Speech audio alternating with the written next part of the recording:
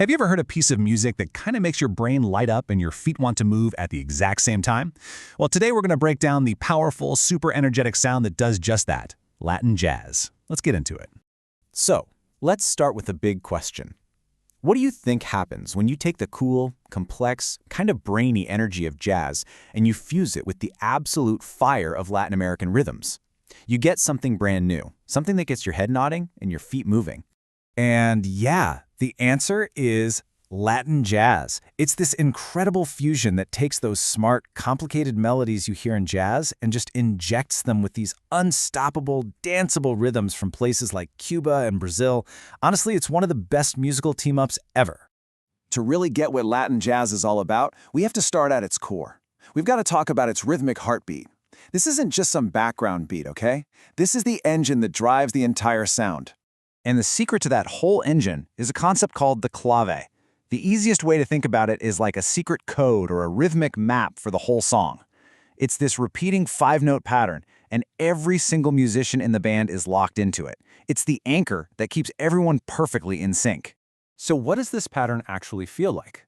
Well, one of the most common ones is the son clave. It's 5 beats, but it's split into a group of 3 and a group of 2. It's like 1, 2, 3, 1, 2, or like da, da, da, da. That simple little pulse, that's the foundation. And trust me, once you start hearing it, you'll hear it everywhere. Okay, now here's where it gets really cool. The musicians don't just play right on the main beat. No, they use something called syncopation.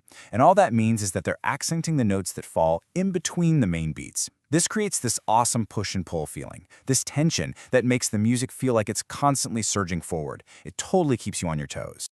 All right, so we've got the rhythm down, we understand the heartbeat. But who's actually making these sounds? Let's meet the key instruments that build this incredible wall of music piece by piece. First things first, the percussion engine. You've got to forget about the idea of just one drummer in the back. In Latin jazz, you have a whole team of percussionists, a squad, all working together to create this massive, textured, powerful rhythm. They are the absolute engine room of the band. And in that engine room, you've got a few star players.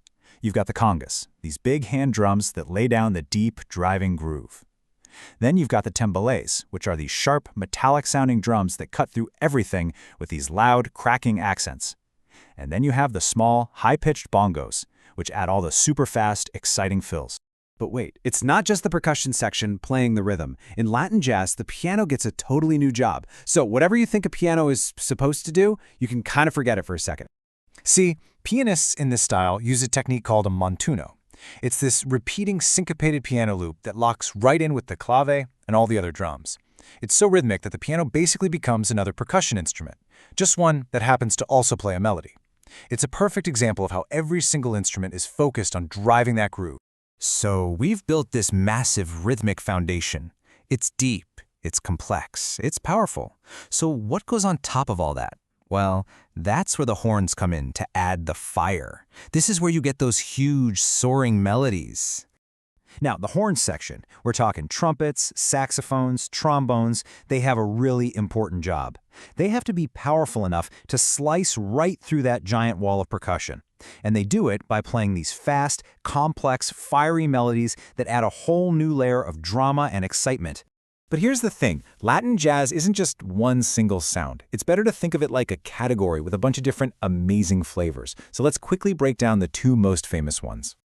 Okay, so on one side, you've got Afro-Cuban jazz. This is that loud, intense, high-energy style that came out of Cuba. It's made for dancing, and it is packed with congas and timbales. Then, on the complete other side, you've got Brazilian bossa nova. It is the definition of cool, soft, relaxed, and usually built around an acoustic guitar and really light drumming. It just goes to show you how wide and diverse this genre really is. So where did this incredible sound even come from? I mean, it didn't just appear out of nowhere. It was built piece by piece by some seriously brave and creative pioneers who actually changed music forever. It all really got cooking through collaboration. It kicked off in the 1940s when American jazz legends like the trumpeter Dizzy Gillespie started jamming with Cuban percussion masters like Chano Pozo. A little later, superstars like Tito Puente, the king of the timbales, took that sound to the entire world.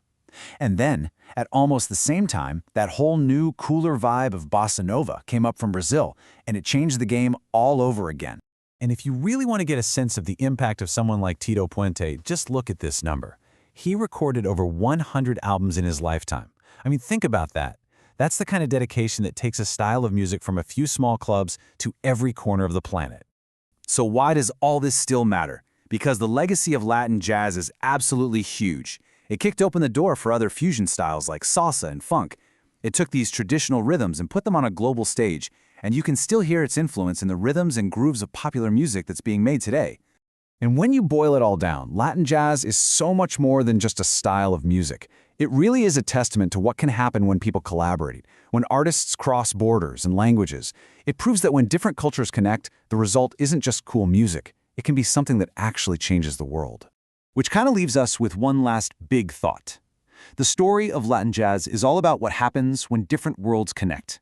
And it really makes you wonder, in our world, which is more connected than ever, what are the next amazing sounds that are just waiting to be born?